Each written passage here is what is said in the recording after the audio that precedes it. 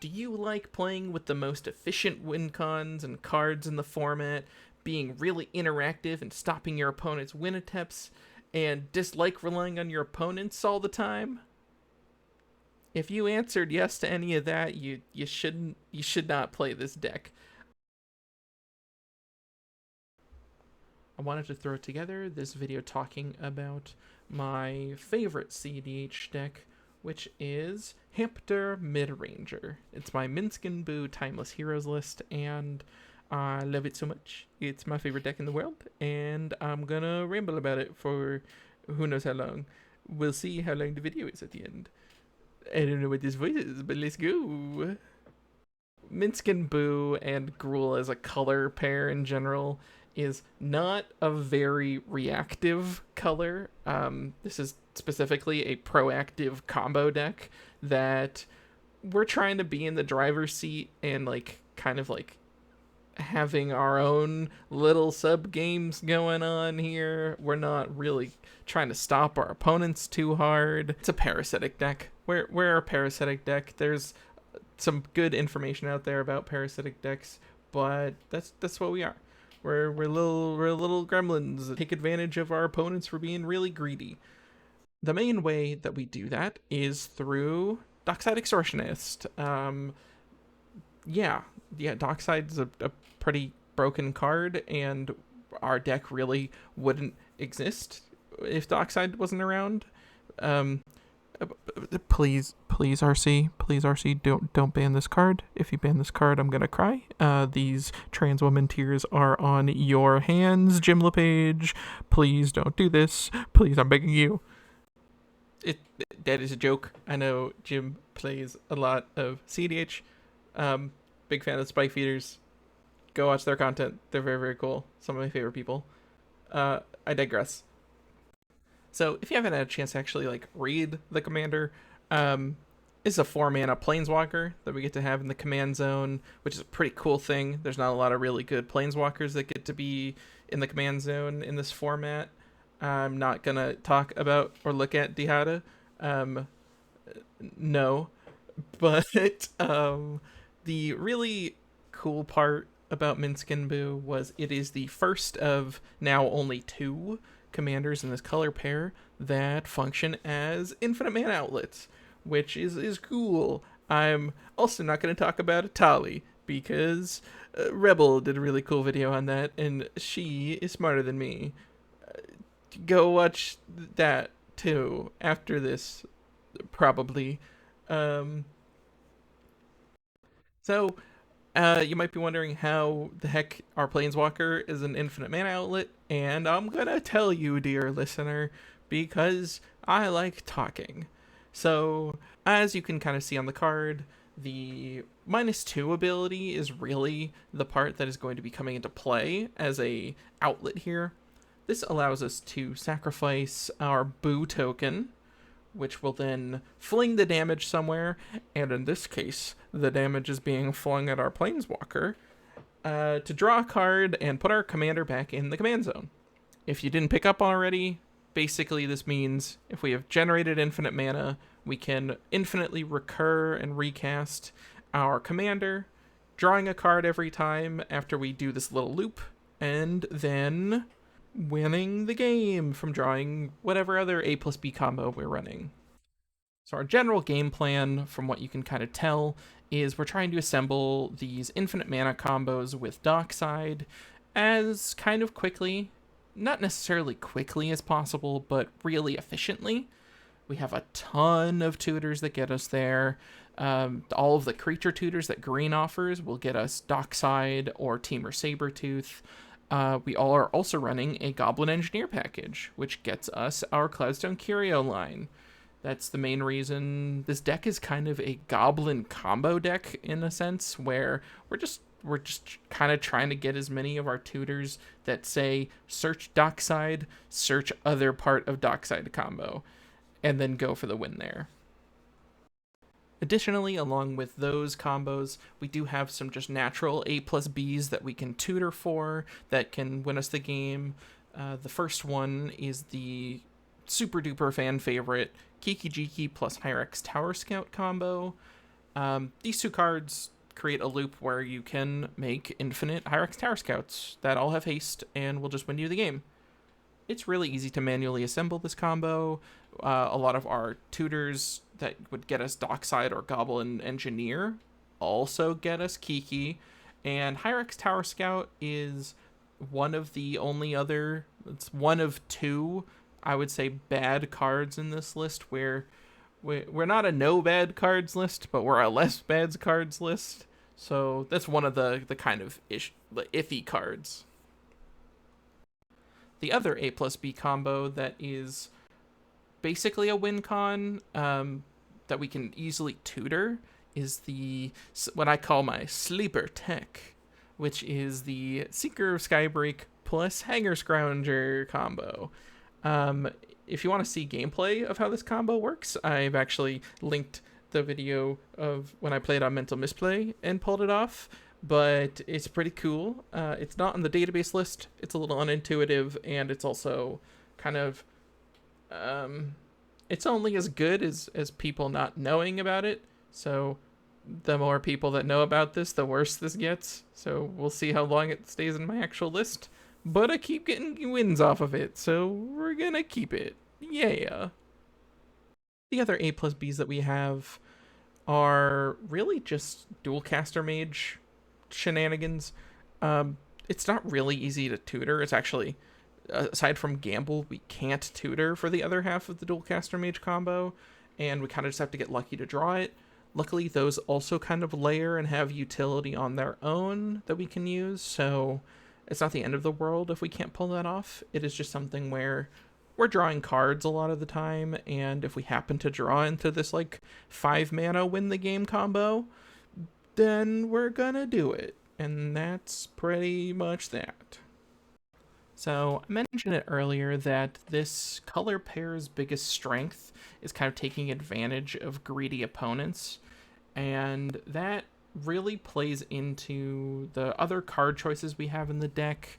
That includes the Heat Shimmer cards, Heat Shimmer or Cursed Mirror. Giving us ways to copy our opponent's creatures is kind of cracked, and if everyone else is playing good cards, we're gonna also use their good cards. And the more that this format keeps kind of being almost permanent based, the more we're gonna try to take advantage of that.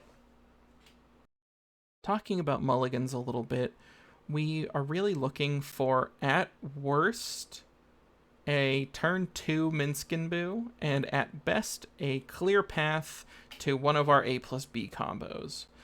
I wanted to dedicate a section for some individual cards, some shoutouts of things that are really just useful tools to remember that we have.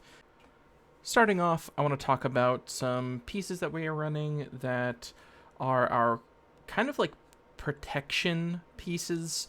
We've already mentioned Defense Grid earlier with Goblin Engineer, but I wanted to mention these two as well, those being Dosen the Falling Leaf and Xantid Swarm. These are the best we have in terms of silence type of protection. They're honestly pretty effective. They're not Grand Abolisher level effective, but most of the time they function almost the same way. There's a really high learning curve for Dosen, just like there is for Defense Grid. And Xantid Swarm is... honestly, Xantid Swarm's overperformed for me. This card is pretty good. A Hope of Ghirapur that you can just kind of repeatedly use. I know other brewers aren't super high on this card, but I think it's pretty good. The next cards I wanted to talk about are the Blood Moon effects, so specifically Blood Moon, the enchantment, and the Mages of the Moon itself. As we kind of go into tournaments more, the likeliness that you're going to be running into 3, 4, 5 color piles is really, really high, and this effect really hoses those decks. A lot of people will say oh, they'll just get Dockside and then they're okay, which, yeah, sure, but we're also like a dockside deck, so honestly, it's not really going to change a lot. And the amount of just not just time, but like it's all a blood moon is almost like a lock on some against some decks, especially non-red lists. The next card I want to talk about is the only pump spell that we're running in my list. Other lists aren't including this card. That's Berserk, if I didn't say the name of it. This is like a holdover from my experience playing this deck when it was a Storm, like, turbo version. Berserk is by far the best pump spell. It's 1 mana, double your boo's power, and it also kind of has some niche uses as a removal spell, and that usually is enough for me to want to run it. I'm running a bunch of removal that you'll see at the very end here, and I think that Berserk being part of that package while also being able to like convert a 4/4 boo into a draw 8 for 1 mana is pretty dang good. You don't have to run this. I just like this card a lot, and that's just where I'm going to stand with it. The last kind of honorable mention or card to talk about is a card that I was a pretty big hater of when I first started playing this list. I didn't understand how good it really was. And that card is Torian Mauler. This card is so good. I'm sorry, Torian Mauler. I was wrong about you. You are the second best hamster, or maybe even the best hamster sometimes. We kind of meme that this is the Gruul Ristic study, and obviously it's not. But in this deck, it does a crazy amount of work. A really early Torian Mauler just can kind of draw you a billion cards once you sack it with Minsc, and it's just good. Yeah, I'm sorry. I'm sorry, Torian Mauler. I was wrong. I hope you forgive me. And now I want to get into the final, well, I guess semi-final section for some dishonorable mentions. These are just 2 cards that historically Minsc and Boo decks had been running that I don't like and I don't think you should run. If you really enjoy these cards or like you desperately need them, that's fine. I'm not gonna like yuck your yum. I'm just gonna kind of like squint my eyes a little bit and judge you. The first one here is Protean Hulk. So many people think that this is a Hulk deck, and then after playing it for a while, you sort of clicks like, we don't have a good Hulk pile that just wins us the game. And I'm also like just not high on Protean Hulk decks in general. Yeah, it's one of the most like historically powerful creatures in the entire format, but I don't think it cuts it right now. Having to run like Snoop as a pile to like win off of it, or it's just I'd rather manually assemble my dockside combos and like run other things than run this. I don't know. If you like Hulk, that's totally fine. Like you can run that in here instead of like the 7 drops that we have right now. That's a Tali in the 99, but you could easily take like a Tali and 1 other card out for Hulk in natural order. I just don't like those cards. This last card I want to mention, I'm going to be a little mean about because El Bozo Rip, it's Collector Oof. I hate this card. If you're playing a red deck or like a dockside deck, why would you run Collector Oof? Why would you run Null Rod effects? Our entire game